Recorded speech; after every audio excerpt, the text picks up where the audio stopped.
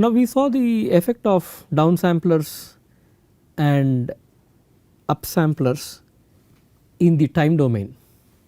A natural question that arises is, what are the spectral effects? What is the frequency domain effect of doing downsampling and upsampling, right? So let us try to investigate into the frequency domain effects of the decimator first. Now we start with y suffix d of z, d standing for the decimator. We take the z transform of the signal, which is yd of n z power minus n, and we just drop in the equation for, or I would say the relationship between x of n and yd of n, and yd of n is basically x of m times n. So this is what we have, right. Now this is not enough for us to proceed. So let us define a sequence x1 of n equals x of n when n is a multiple of m and 0 otherwise.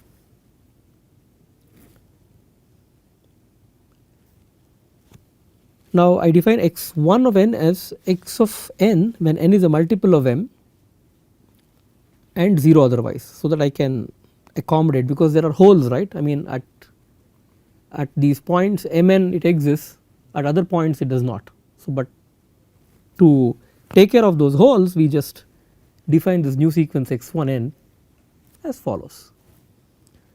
Now we can plug this into this equation, y the output of the decimator, y I mean the frequency domain, the transform of this the output of the decimator yd of n is basically y suffix d of z, which is summa n equals minus infinity to plus infinity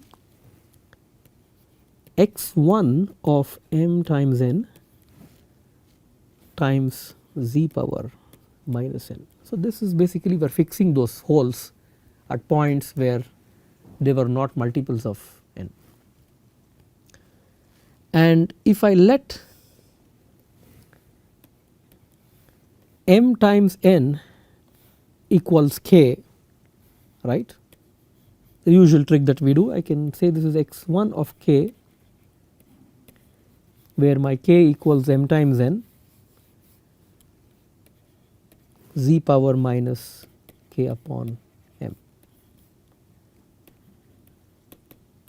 If I let this happen, then this is from k equals minus infinity to plus infinity x1 of k times z power minus k upon m. Okay. But I am not sort of still complete, because I now have to relate x1 of n with x of n. I have just written this in this clause, x1 of n is x of n, n is a multiple of m, 0 else. So I have to kind of put this into some compact form than an if else statement like this, right. So for this we go one step forward and we say x1 of n equals some Coombe sequence times x of n. This Coombe is literally like your like your comb, the hair comb, where Cm of n is 1 if n is a multiple of m and this is 0 otherwise. So, we have gone a little one step forward,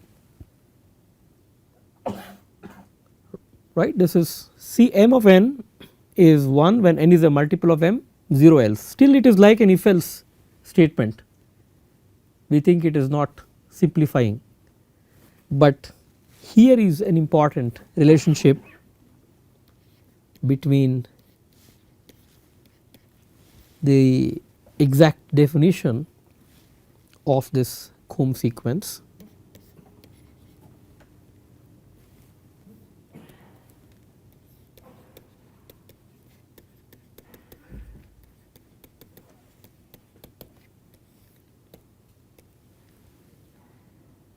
and this comb sequence can be written in this form.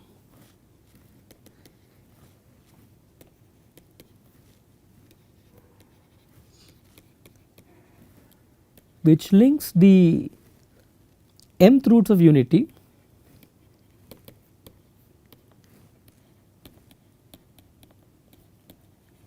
as follows, right.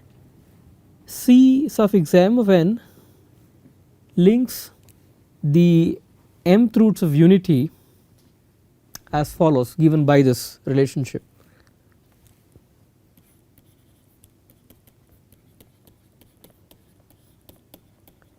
It is not too difficult for you to see, because when n is an integer multiple of capital M, right, this is going to be either 0, I mean when n is 0 or m, 2m, 3m, so on and so forth, right. When it is integer multiple of m, this term becomes 1.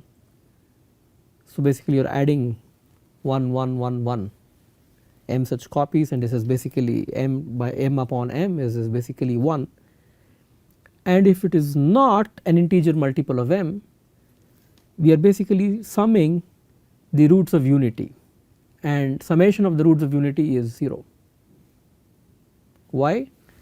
Basically if you think about this equation z power say m minus 1, right, this equation, it is z minus say omega naught, z minus omega 1 dot dot dot z minus omega m minus 1, we have m roots here. Now observe the coefficient of the m minus 1 term, it is 0, but sum of the roots are basically the coefficient of the monomial z power m minus 1 in this product, right. So, therefore, this has to be 0. So, therefore, the comb sequence is linked to the roots of unity according to this formula. Now, since this is very clear and interesting to us, so now we can say x1 of z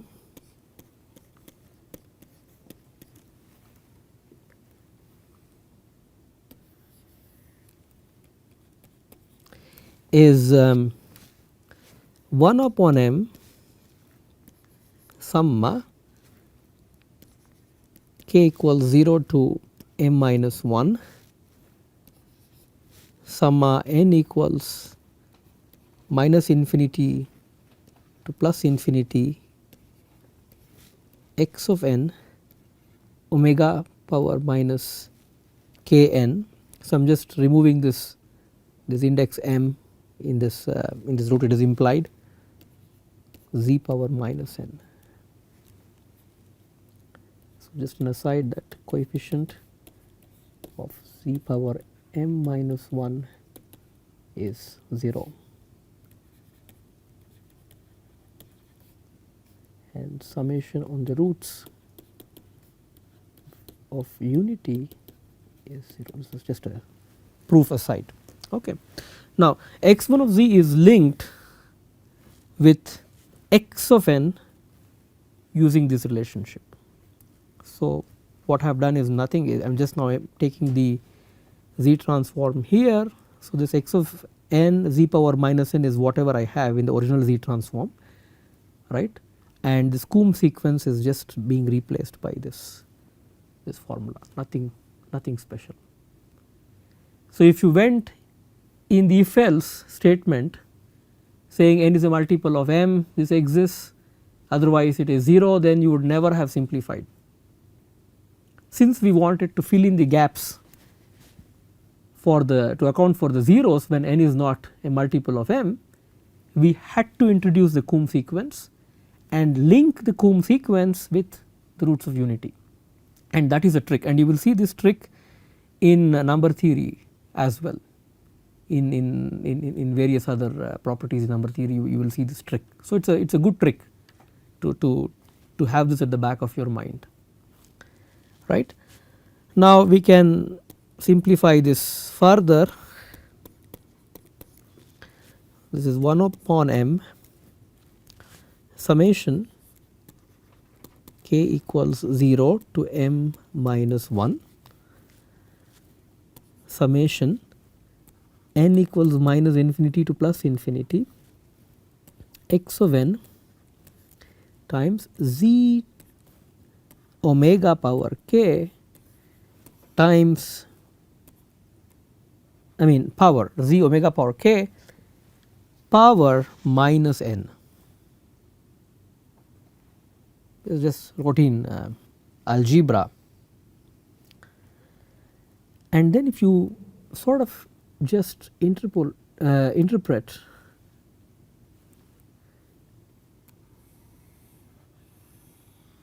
this equation here, right, this is basically x of z omega power k. If x of z corresponds to x of n, x of n, the z transform of this is basically x of z omega power k, right. Now we are sort of ready to put this in final form. We say yd of z is 1 upon m sum k equals 0 to m minus 1 x of z power 1 upon m omega power k. Why? Because yd of z is x1 of z power 1 upon m. Just go back here and just look at this equation. Yd of z is x1 of z power 1 upon m. You will see this 1 upon m here, right, because of this relationship. We are ready to see how the output of the decimator looks in the frequency domain, right. This is the formula, this is the derivation for the frequency domain effect of the downsampler. Okay, I just have removed this subscript capital M from this derivation, but you can, it is implied that it is there. Now let us work back what it is in the Fourier domain. So if I look at yd of ej omega, it is 1 upon m summation k equals 0 to m minus 1 x of, now we have to be careful here. So the mth root of unity omega m, again for for you to recall is e power minus j 2 pi by m, right. And so this is x of j x of e power j times omega minus 2 pi k upon m. So this is what we get for the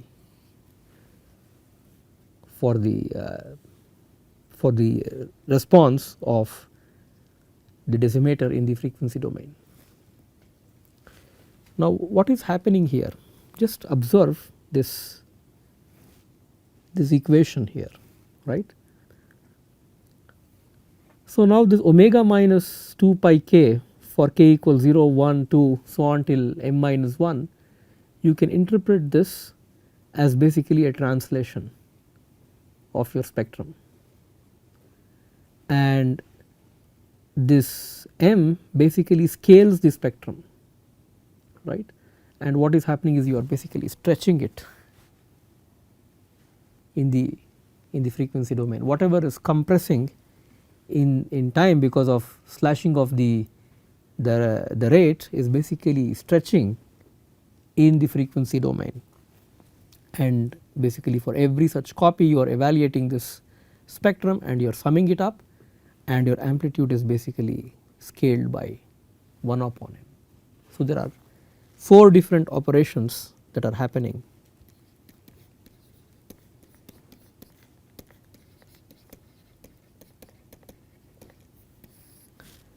One,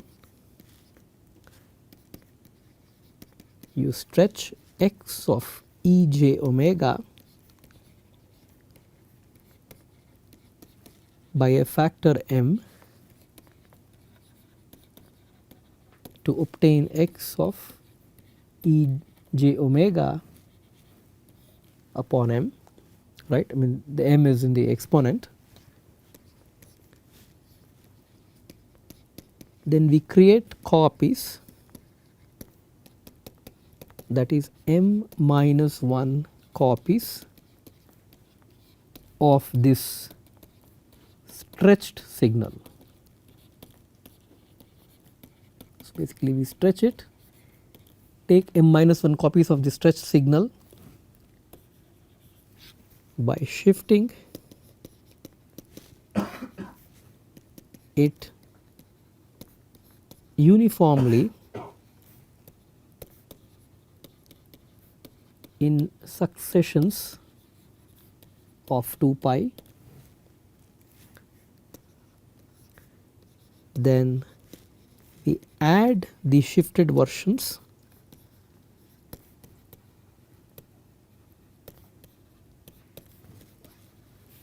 to the unshifted stretched version.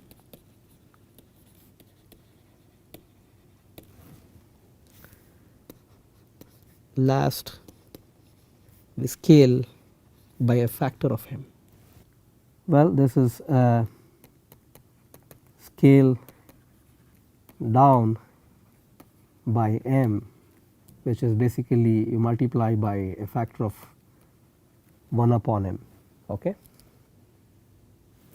Okay, so there are 4 different operations happening, and you have to realize that the stretched version, that is x of e j omega upon m, is itself not 2 pi periodic, but after adding these shifted versions it is 2 pi periodic.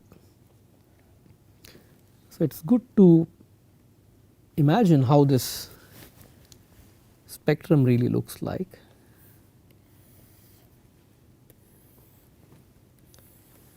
My figure is not perfectly up to scale, but I think you can still follow this up. 0 here, just have pi, I just have 2 pi, pi here, 2 pi, say 3 pi, say minus pi, minus 2 pi, minus 3 pi, dot dot dot. So let us say we have our original spectrum xej omega, and let us say it is periodic.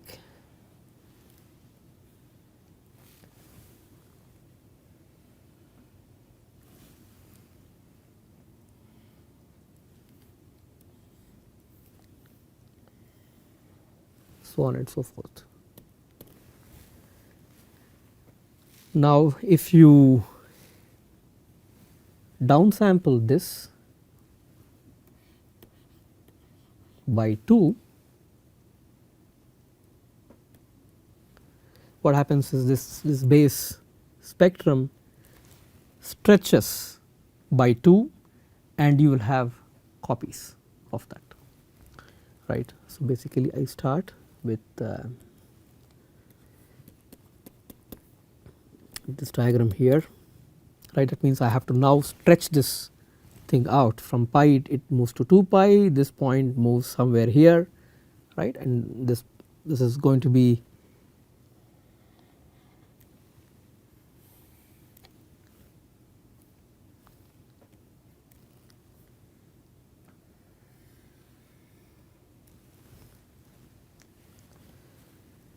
and then similarly you will have one more copy of this signal like this, and since it is periodic, you know you can think about these stretch versions on either side of the origin, right. So this is basically the frequency domain effect of the decimator.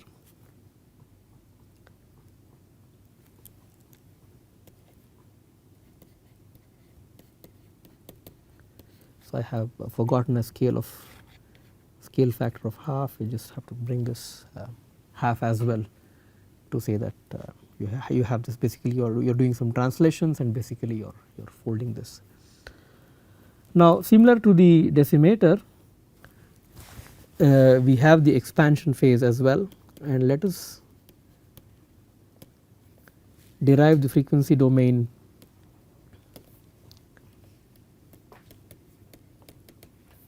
analysis of the expansion process.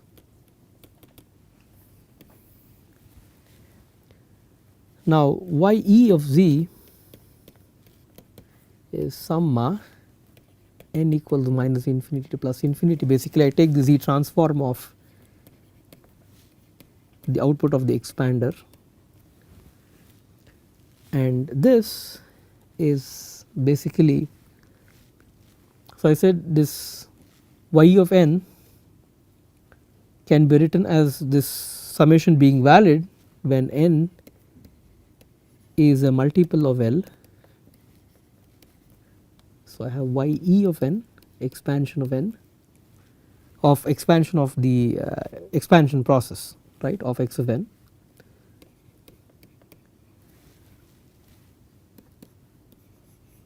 and I introduce a subscript, I introduce a variable k which is going from minus infinity to plus infinity, and n is basically an integer multiple of L. So this is basically ye of k times L z power minus k times L, because n is a multiple of L, right, and therefore I bring that variable k into picture, and now this is very easy for us to simplify, because we do not now have a hole here, unlike the decimator where we had this if else clause, right, something for a multiple of n, 0 otherwise. We here now do not have any such thing here because it is sort of clean, and you can just say this is basically k equals minus infinity to plus infinity, ye of kl is now x of k z power minus kl, right, because ye of n is x of k upon n, that is what we had. So therefore y of kl is basically x of k, and now this is easy for us, and this is x of z power l. So there we had something z of z power 1 upon m for an M4 decimator, and here if we observe it is e power l. So if we are increasing the sampling rate through this expansion process, right, you can imagine that the spectral effect is basically shrinking due to just sort of a dual due to duality, right. So let us see through this with an example.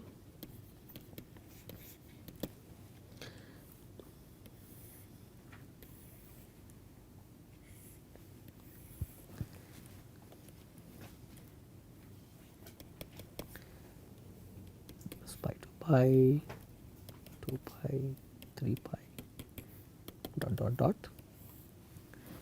So let us suppose that we have the same spectrum we started off with.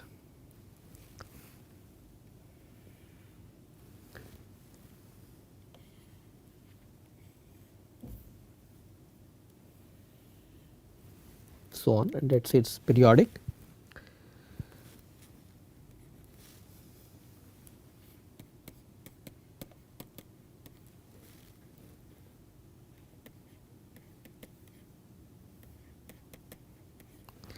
Suppose I consider an L equals 5 upsampling, right. So now this is going to be slashed, or it is going to be compressed in the frequency domain, and we have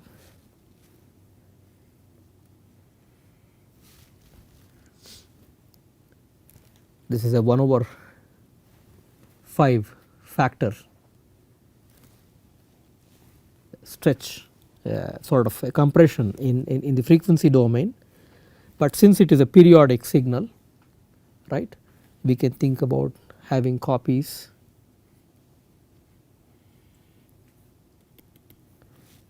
at 2 pi by 5, so on and so forth. Otherwise there are no copies, you just have to have one, you will have just one copy here, unlike the decimator. Since this is, we are assuming periodicity here, therefore we can think about that we will have multiple copies, right. So you just have to focus upon just this.